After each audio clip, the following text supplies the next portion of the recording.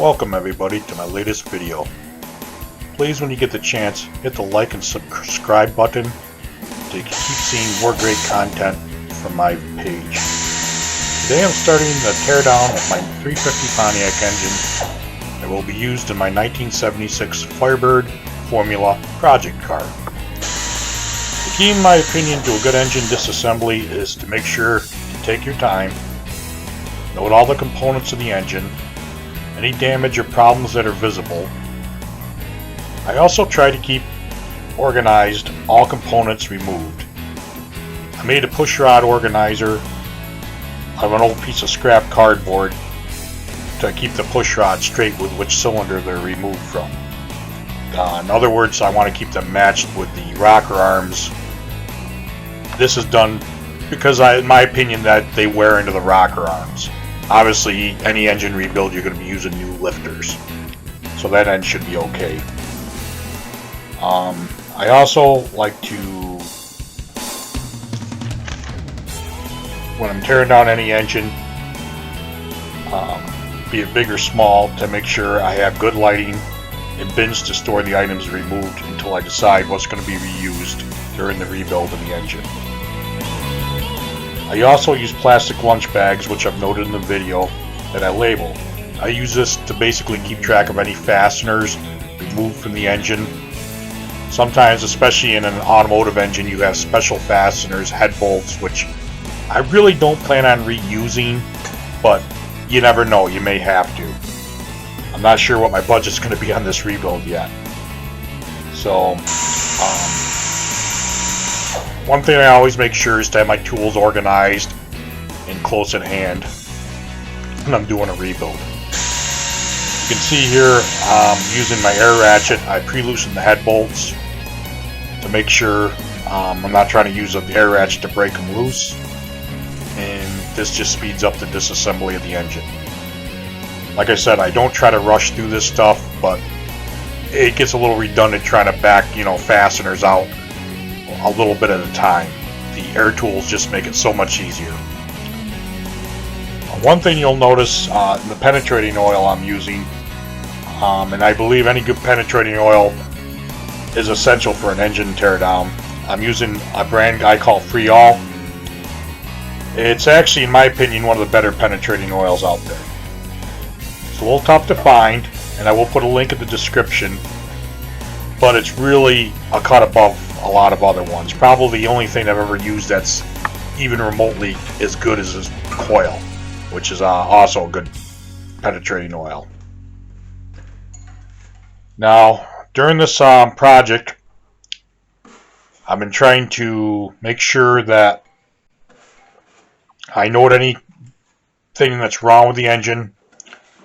I made sure all fluids are drained out of it, the oil, the water. I was a little concerned with the oil when I drained it out. There was some water in it, but the engine does turn over freely. In part 2, I will remove the oil pan and we will get a look at the bottom end of the engine. I do have concerns because of the water and the oil. There may be an internal crack in the engine. I'm hoping that's not the case, but if it is, I'll deal with it when I get to it.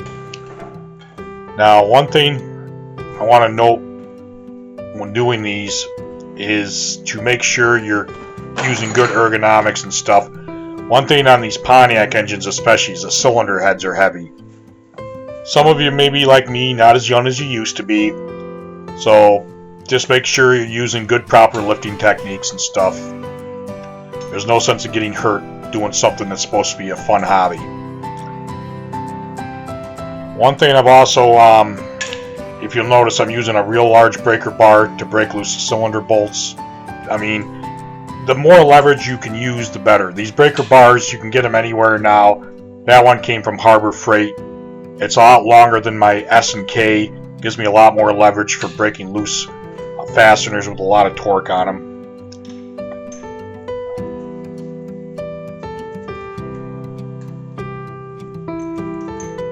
You notice that it's pretty dirty, and anytime you're disassembling an engine, it's going to be pretty grimy. This one wasn't too bad with sludge and stuff so far. I don't know what the oil pan's going to look like. but underneath the lifter cover, and you'll see at the end of the video, it's fairly clean. So I'm going to assume that whoever had this engine performed regular oil changes on it. I also, looking over the cylinders, there's not a big ridge on the top of the cylinders. I don't think I'm going to need a ridge cutter to get the pistons out, which I don't recommend using a ridge cutter unless you absolutely have to, because you can really screw your bores up, especially if you're going to use a stock bore over again and just hone it. This engine's going to be bored 30 over. I've already decided that. I've got forged pistons that I've purchased, so I'm not going to worry too much about that. But it's just a good thing to note in any engine rebuild. Some of these fasteners were giving me a little bit of problems. Some of them didn't want to come out really easy. But everything other than one manifold bolt came out.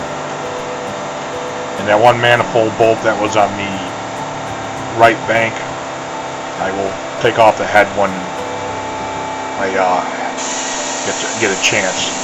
I don't plan on reusing these heads like I said in a previous video. I already purchased a set of number 17 Pontiac heads that I CC'd, and I'll be using those for the rebuild.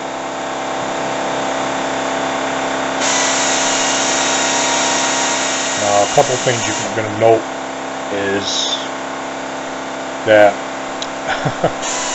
the front balancer, or the front water pump pulleys bent, and I noticed the pulleys in the balancer are bent.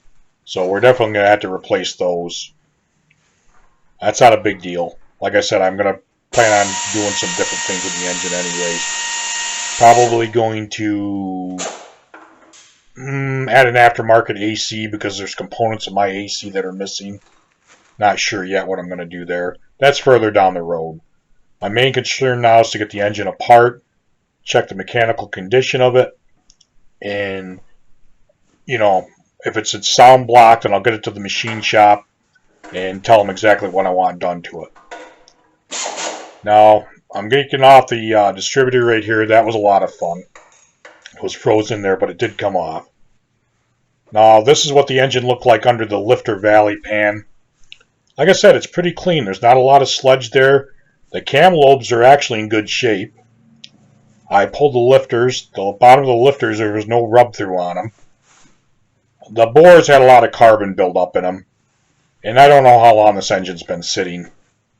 But the engine does spin over freely. So I think it's a good candidate as long as there's no internal cracks